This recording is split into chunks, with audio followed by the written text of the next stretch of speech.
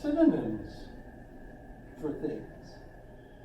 When I remember talking with a Samoan student who wanted to learn big words in English, right? And so I said, well, use your thesaurus.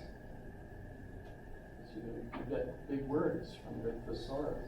She didn't have trouble finding that because initially she was looking for a saurus. She thought I had said the saurus, so she was looking for saurus. But we found the thesaurus, and she looked at it. She looked at, for example, children. So we've got, in English, how many words do we have for children? Kids. Kids, rugrats, neonates, infants, toddlers, tykes, ankle biters, teenagers, young men, young women. I mean, turns out that all of these words that we could come up with in English for various stages of children and so on, they had one word in Samoan for all of them.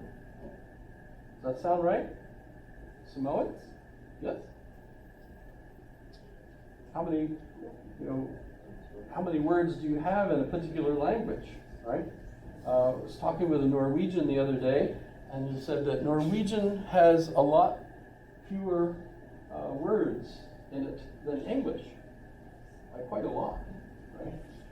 And so they end up with different kinds of combination words in order to equate with a particular kind of say, English word, right?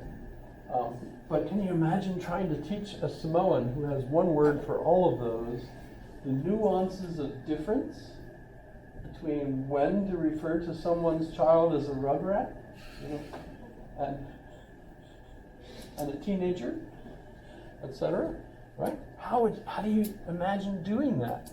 You have to live a fluent experience in the language in order to learn all those different nuances and so on, right? But if we're just sticking to ancient Greek, it doesn't seem to me like we're really able to put ourselves in their shoes and understand what they were saying in as simple a language as they were using. It's going to be much more complex through our eyes because of the way our language is. I have to quit at this point because it's. But everyone got the quiz question? Please send me a true sentence.